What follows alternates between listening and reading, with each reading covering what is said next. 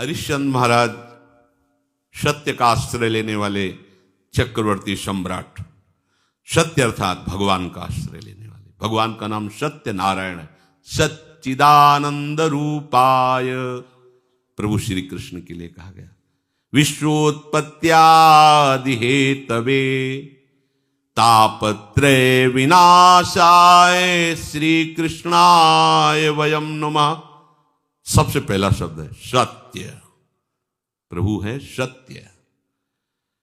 हरिश्चंद्र जी महाराज की सत्यता, दानशीलता, चराचर जगत की सेवा भावना और भगवद स्मृति, इसकी कसौटी के लिए महामहिम ब्रह्म ऋषि विश्वामित्र जी आए।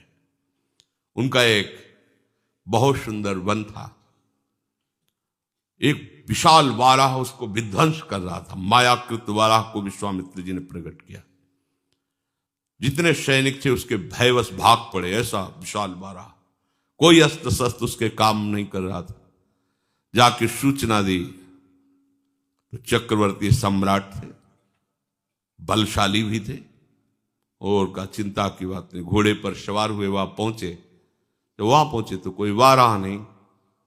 भगवान के महान महिम स्वरूप को जानने वाले विश्वामित्र जी, जिनके चरण भगवान दावे हैं, चरण चापे हैं विश्वामित्र जी के। विश्वामित्र जी खड़े थे, प्रणाम किया साष्टांग। अहो भाग्य, आज तो भगवान हमारे ऊपर बहुत प्रसन्न हुए। आप जैसे महामहिम ब्रह्म ऋषि के दर्शन हो गए। प्रभु आज्ञा करो, आपकी क्या सेवा करें। घुटनों के बल बैठे हुए, हाथ जोड़े हुए विश्वामित्र जी से कहे, बस राजन, अगर सेवा की बात कहते हो तो घोड़े की लगाम और खजाने की चाबी दे दीजिए। वो हंस पड़े, महाराज केवल 2 चीजें? हाँ, तुम दो तो दिया। फिर 20 भार स्वर्ण दक्षिणा में दीजिए। 20 भार, जितना चाहे। मिथ्यावादी, तेरा क्या रह गया? खजाने की चाबी मतलब मेरा पूरा खजाना। घोड़े की लगाम अर्थात जहां तक चक्रवर्ती सम्राट पद में तूने यात्रा की, मेरा सम्राट पद वही जो चारों तरफ विजय प्राप्त की। बात सत्य? हां, तो 20 भार स्वर्ण दक्षिणा में। महाराज, मेरी तो बुद्धि चक्कर आ गई। सब कुछ आपका है, ये तो पक्का। अब ये 20 भार स्वर्ण, हमें उपाय बता दीजिए। तो इस राज्य से निकलो। तुम्हारे राज्य की सीमा के बाहर है काशी।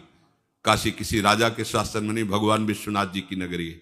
जाओ वहां, छोड़ो ये राज्य और बिको, और तीनों के बिकने पर जो स्वर्ण राशि प्राप्त वो दे दो, हम संतुष्ट हो जाएंगे दक्षिणा में।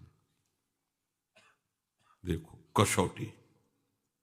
हाँ, सत्य को अपना जीवन बनाने वाले, सब कुछ भगवान का है, हम उनके दास हैं ऐसा मानने वाले, भगवान के भक्तों में श्रद्धा रखने वाले, उनके लिए कोई भी कष्ट, कोई कष्ट नहीं होता। सत्य संध के लिए प्राण चले जाएं, सर्वस्व नष्ट हो जाए, पर वो अपने मार्ग को नहीं छोड़ते। हरिश्चंद्र जी ने विश्वामित्र जी को देने के लिए अपने दक्षिणा के लिए काशी में गए। अब चक्रवर्ती सम्राट को कौन खरीद सकता, जानते तो सभी थे। जहां वो कहते मुझे कोई खरीद ले, पर मुझे 20 भार स्वर्ण चाहिए। मेरी पत्नी, उनकी शैव्या पत्नी, बड़ा मतलब कारुणिक प्रसंग है। जो महलों से बाहर कभी किसी ने देखा नहीं, वो बिकने के लिए अपने पति के साथ, देखो उनका पातिव्रत धर्म, कि आप हारे हो, हम थोड़ी हारे हैं, जाओ तुम्हें जहां जाना हो। और पुत्र रोहित कुंवर, तीनों साथ काशी में बिकने के लिए। कौन खरीदेगा? आज भी हरिश्चंद्र घाट है काशी में, तो वहां डोम स्वरूप में खरीदने वाले आए।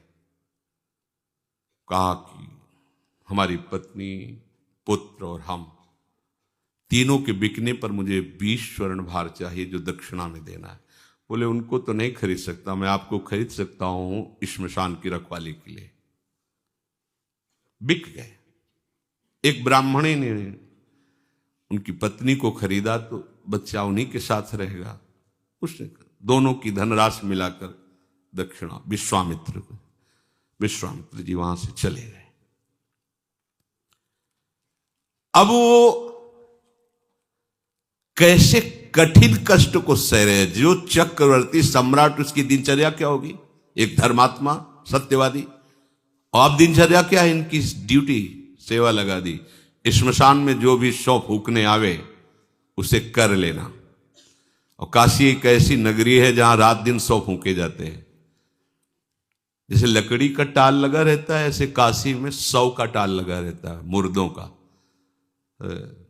50 चिताएं ऐसे जलती रहती। वहां घाटों पे ही तो रहे, 50 चिताएं। दशाश्वमेध घाट है, मतलब 50 फूक रही तो 100 इधर 100 उधर, ऐसी सब।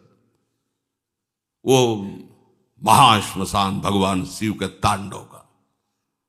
चिता भस्माले पो करल मसनम दिक्पट धरो, जटाधारी कंठे भुजग पतिहारी पशुपति कपाली भूतेशो। महामहिम शिव की वो तांडव स्थली है। उसे हटकर हरिश्चंद्र घाट है। सोचो जरा, ऐसा महामहिम चक्रवर्ती सम्राट की सुविधा में पलने वाला शरीर, श्मशान में 24 घंटे की सेवा। भरण पोषण करने वाला मालिक कौन? डोम, उसकी आज्ञा पर।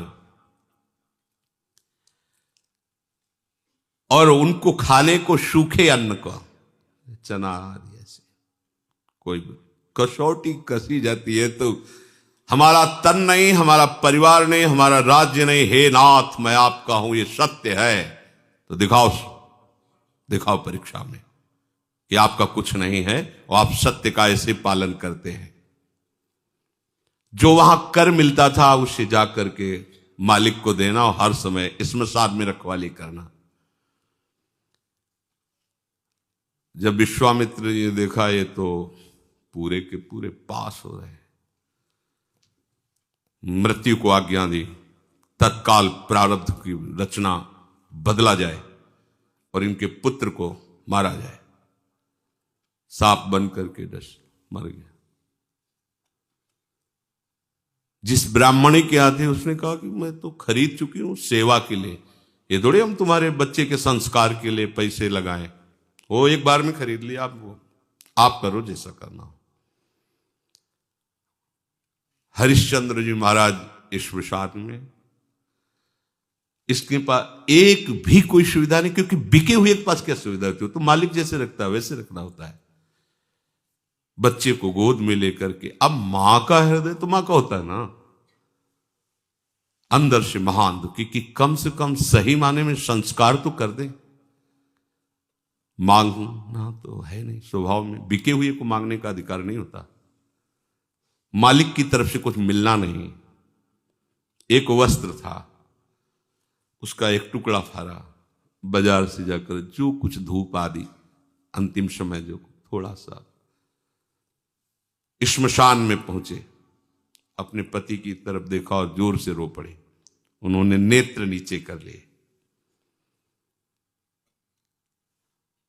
हरिश्चंद्र जी ने कहा, सावधान, मेरे मालिक का श्मशान घाट है, यहां अगर अपने बच्चे का शव दाह करना है तो आपको कर देना होगा।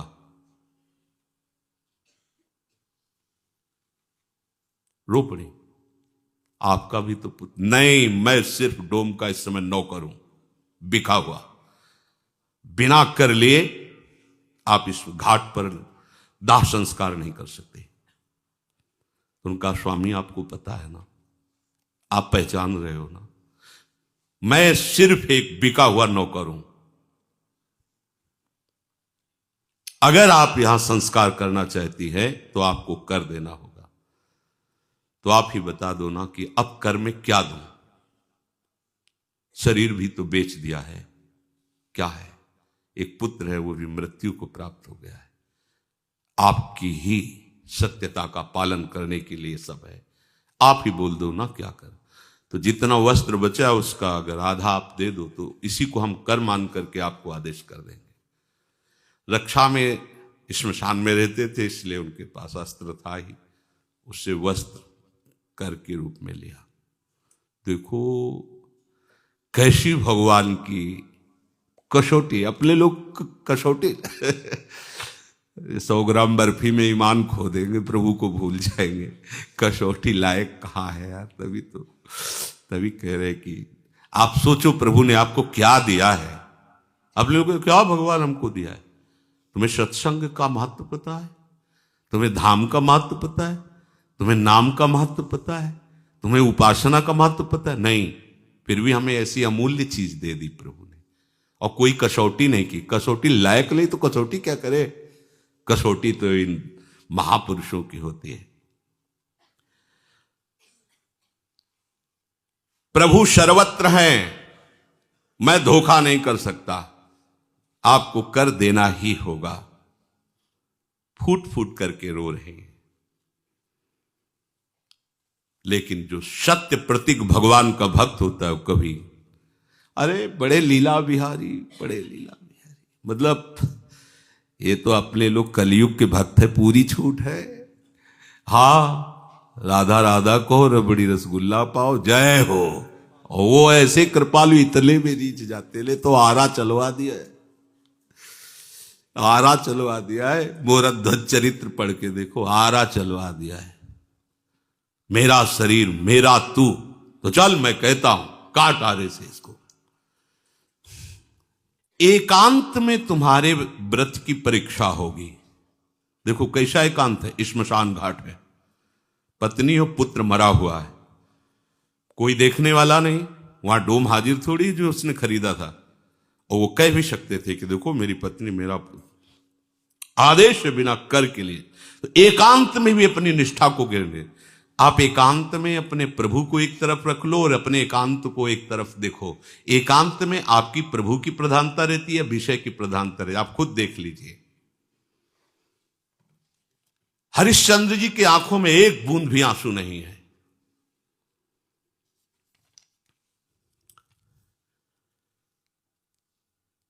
जे ही वस्त्र फाड़ करके कर के लिए देने को विश्वामित्र जी प्रकट हो, बस बस हो गया। तुमका क्या प्रभु? बोले बस यही देखना चाहता है कि तुम सत्य में वास्तविक दृढ़ हो। उठो। जे कहा तो पुत्र उठ गया, क्योंकि तत्काल उस अशुभ प्रारब्ध को भेजा गया था और कहा ये अपनी चाबी लो, ये अपनी लगाम लो, और देखो हमारे साथ कौन कौन आया हुआ है। साक्षात देवराज इंद्र, परमेष्ठी ब्रह्मा और स्वयं भगवान, पूरे सृष्टि विभाग के महामहिम तो वही घाट पे उपस्थित हो गए। तुम्हारे जैसा धर्म का पालन करने वाला, सत्य का पालन करने वाला कोई बिरला ही होगा। आशीर्वादों की झड़ी लगा दी देवराज इंद्र, भगवान ब्रह्मा, भगवान हरि। धर्म सब कुछ नष्ट हो जाए, अपनी निष्ठा नहीं, पर अपनी एक तरफ प्रभु को रख के देखो। जब ये बातें पढ़ते हैं तो देखो एकदम चूर चूर अहंकार हो जाता है, ऐसे माने घूमते हम बड़े भगत, हम बड़े। जब ये सब बातें महापुरुषों की पढ़ो तो एकदम ऐसे कि कहाँ हो, जरा सी बात आती है तो प्रभु इस पक्ष में छोड़ के हम जगत के पक्ष में। आपने बड़ी कृपा कर दी, हमें कपड़ा दे दिया, भोजन दे दिया, पैसा दे दिया, सुविधा दे। इधर भूल गए, इधर मायाकृत रचना में आ गए। आप अंदर से देखो, ये अंदर की बातें, भले बाहर से न कहे। अतएव भगवत मार्ग में चलने वाले की दृष्टि में केवल भगवान ही लाभ होने चाहिए, और सब कुछ ये लाभ नहीं है। यह लाभ शंकर माना, भगवान के भक्तों के संग से भगवत प्रेम में अश्रु बह रहे, ये लाभ है, ये महान लाभ है। भोग प्राप्ति में नहीं, भगवत प्राप्ति में लाभ है। ये विष भरी मिठाई है, यहां का प्रणाम नमस्कार, यश कीर्ति, यहां की धन संपत्ति का गर्व। अगर आप इस त्याग के मार्ग पर सुदृढ़ अर्थात मजबूत कदम चलाओगे तो भगवान आपके मिलने के लिए तैयार हैं। हरिश्चंद्र को वापस राज्य मिला, स्वस्थ, सुशील और ज्ञान संपन्न उसी समय बेटा हो गया। जीवन में बीमार नहीं होगा, सब बिना शास्त्र पढ़े उसके स्फुरित हो गए। देखो, और भगवान ने साक्षात उनको दर्शन दिया। अगर थोड़ा भी ये सब मिलता, राज्य भी वापस कर देते, वो तो केवल देख, लेकिन उनका यश न गाया जाता, कहीं भी हिले नहीं, बेच दिया अपने आप को। ऐसा कि भाई आपने तो नहीं कहा था कि पूरा राज्य दे दो, ऐसा कैसे फंसा लिया आपने? कुछ नहीं। हाँ, उनका ठीक बात आपने कही, खजाने की चाबी और घोड़े की लगाम, जहां तक सम्राट का राज्य होता है सब कुछ आपका हो गया, अब मैं बिक करके आपको दूंगा। कहीं रोष नहीं कि आपने छल किया। एक तरफ भोग आएगा और दूसरी तरफ भगवान। अब आपकी कसौटी हो रही प्रतिपल, आप भोग को स्वीकार करते हैं या भगवान को? तो हम क्या करते हैं, भोग भगवान को लगा के प्रसाद स्वीकार करते हैं, सीधे भोग नहीं। वो सीधे भोग प्रियालाल को, प्रसाद अपने, प्रसाद हमारा जीवन है। प्रसादे सर्व दुखा नाम हानिरस्योपजायते, हमारा जीवन ही प्रसाद हो गया। आप भोगों को चाहेंगे या प्रभु को? आप देख लो, तुम्हारी निष्ठा ही सिद्ध कर देगी तुम क्या हो। विषयासक्त हो तो याद कर लो, पग पग पर तुम्हें क्लेश, अशांति, दुख और पाप बढ़ेगा। सुख किसे कहते सोच भी नहीं सकते।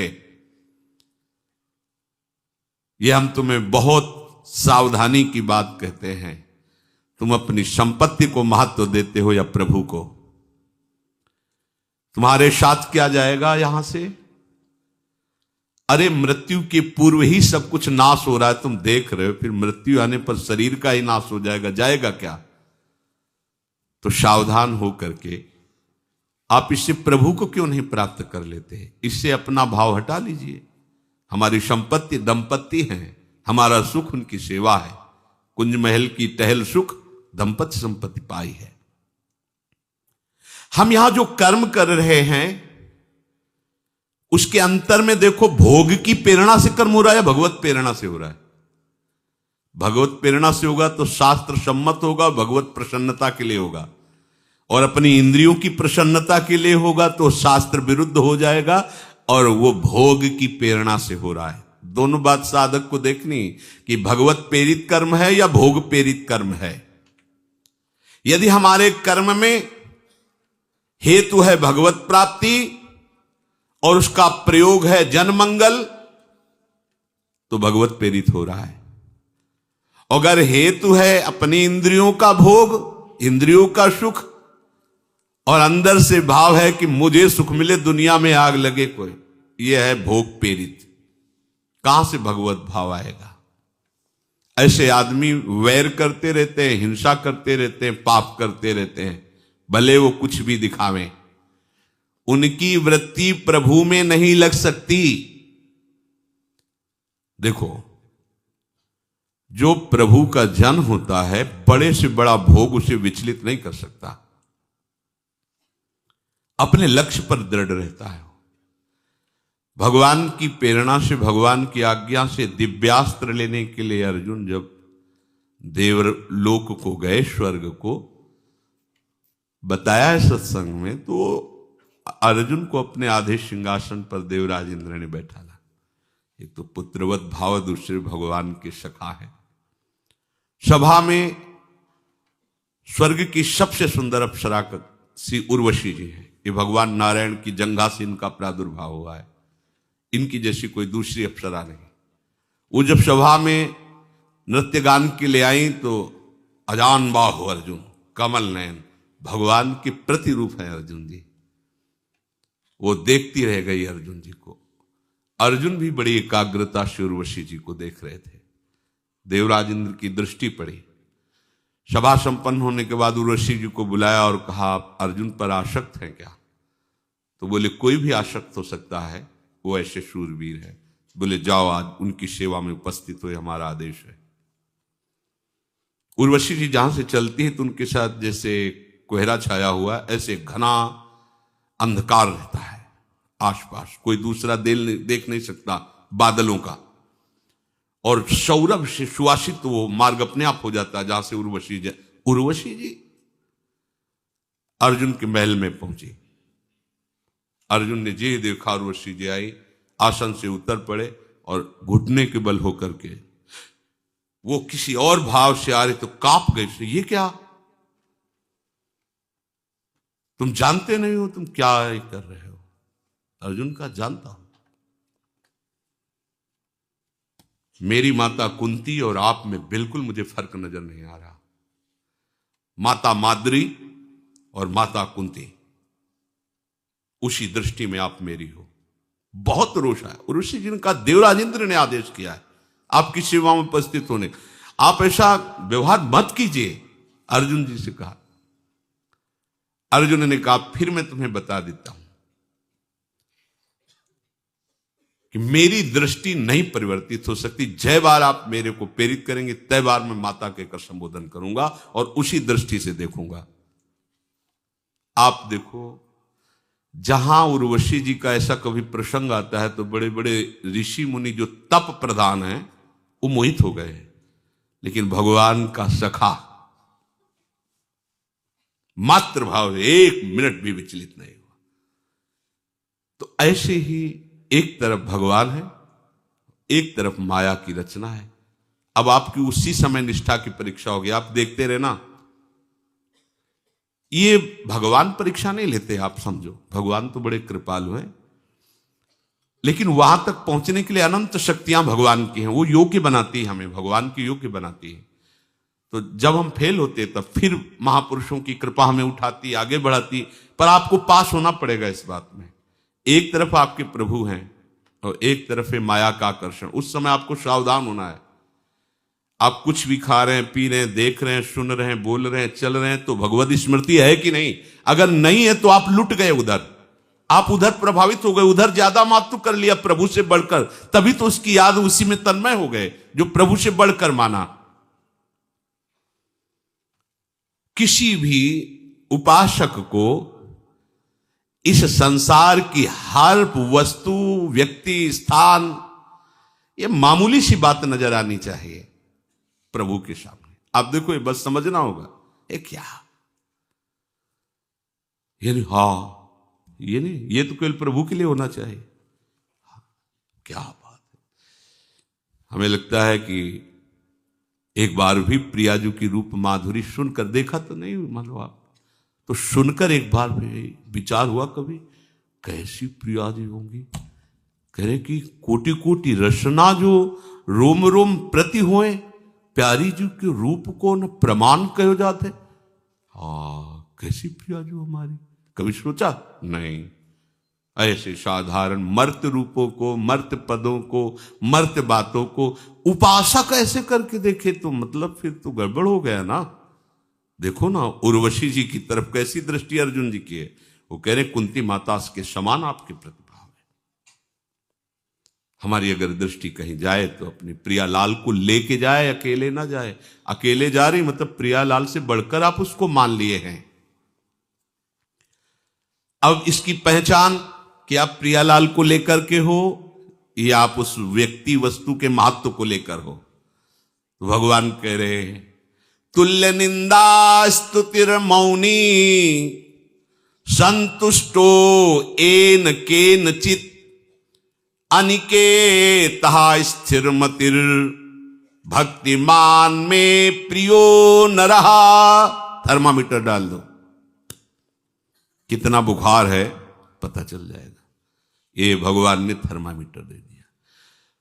प्रभु को यदि तुम अपना महत्व दे दिए हो कि मेरे प्रीतम से बढ़कर कोई नहीं, तो आप व्यवहार में जाओगे, व्यक्तियों के बीच में जाओगे, वस्तुओं के बीच में जाओगे, पदार्थों के, कोई घटना, कोई परिस्थिति, पर उस समय आपकी स्थिति ये होगी तो आप प्रभु को लिए हुए हैं। क्या?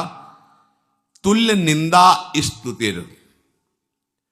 आप जब व्यवहार में उतरेंगे तो कोई आपकी निंदा भी करेगा, है, होता है, सबकी होती है। ऐसा ना सोचो कि वाह वाह, गालियां भी मिलेंगी, वो मिलती है, और वाह वाह भी होगी। ऐसा नहीं कि केवल गालियां ही मिले, स्तुति भी होगी। क्या बात है, ऐसा भी होगा, और उधर से भी होगा। क्या बात है, कुछ नहीं, पाखंड है, नाटक है, नौटंकी है, रुपया कमाने का तरीका है। अब दोनों बातें सुनकर के तुम्हारे हृदय में कुछ भी हलचल नहीं होनी चाहिए। तुल्य निंदा स्तुतिर समान, बिल्कुल कोई हलचल नहीं होनी चाहिए। गाली मिली, अरे अब तो लोग ऐसा कह रहे हैं, ऐसा कह रहे हैं, बिल्कुल शांत। या बड़ाई हो रही, ऐसा लोग कह रहे हैं, ऐसा कह रहे, बिल्कुल शांत, कोई फर्क नहीं। तो आप प्रभु को लिए हुए हो साथ में। और मौनी, ना स्तुति करने वाले की प्रशंसा, ना निंदा करने वाले की निंदा। शांत, किसी के विषय में कुछ नहीं बोलना, शांत, मौनी। इसीलिए भगवान ने मौनी, मन शांत अपने प्रभु में लगा है। मेरे प्रभु की लीला है, कोई स्तुति कर रहा है, कोई निंदा कर रहा है, ये सब मायाकृत है। शांत, ये समझा नहीं रहा किसी को, अपने आप अपने मन, और मन को शांत किए हुए प्रभु में लगाए। मन मौन हो गया, वाणी की क्या कहे, मन मौन हो गया। भगवान कह रहे हैं अगली बात, संतुष्टो एन केनवा, एन केनचित, कैसी भी परिस्थिति है, विकट से विकट घटना है या बड़ा से बड़ा महान, कोई हलचल हृदय में नहीं, संतुष्ट है, शांत है एकदम। अनिकेता, रहने के स्थान में बिल्कुल कोई ममता नहीं है कि ये मेरा है।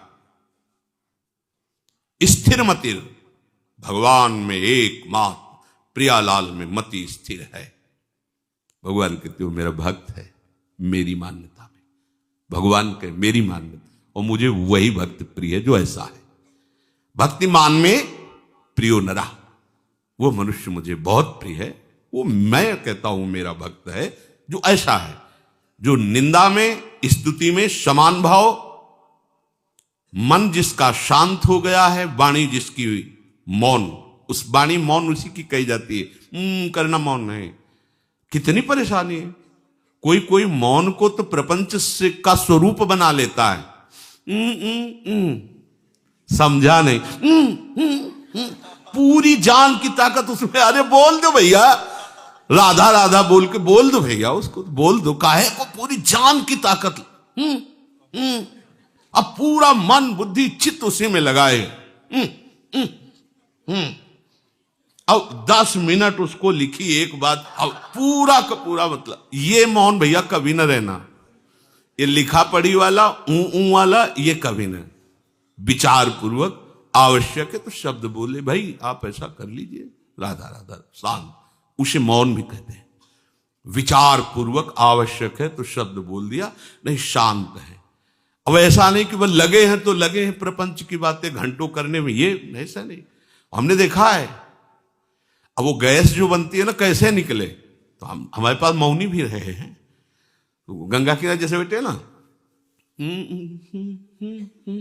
ना हमें भजन कर लेते रहे, खुद भजन कर।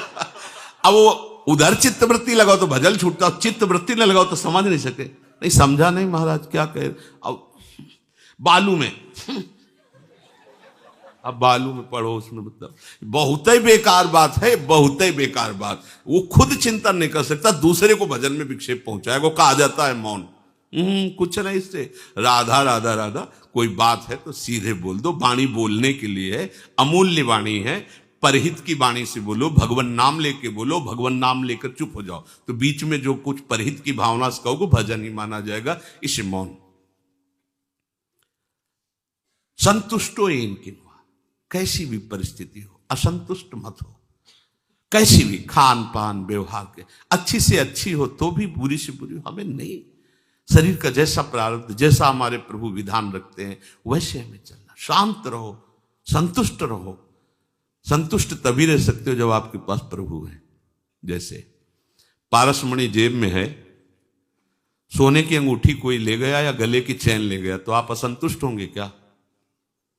जानते, घर जाते 1 किलो लोहे में छुआ देंगे, सोना बन जाएगा। कितनी जंजीरें पहनो, पहन लो। पारसमणि जिसकी जेब में है उसके पूरे सोने को चुरा लिया जाए तो असंतुष्ट होगा क्या? क्यों? उसे पता है पारसमणि घर जाकर के मंदोमन सोना बना लेंगे हम। ऐसे ही जिसके पास भगवान है, पूरी सृष्टि उसके खिलाफ हो जाए, उसको असंतुष्टता होगी क्या? अरे सबको प्रकट करने वाला मेरा स्वामी मेरे पास, जो सब कुछ बना हुआ है वो मेरे पास स्वामी है, अब मुझे क्या कमी? सब छिन जाए, सब नष्ट हो जाए तो भी वो मुस्कुराएगा, क्योंकि उसके पास सब कुछ बनाने वाला है। और प्रभु नहीं है तो ये बात तो नहीं आएगी संतुष्टो एन केनवा। अगर आप सच्चाई से भगवत मार्ग में चल रहे तो आपकी निंदा होगी तो आपको बिल्कुल परेशानी नहीं होगी। और अगर आप निंदा में परेशान हो गए तो आप खोज लो आपके साथ कोई गलती है, कोई असाधन है जिसकी निंदा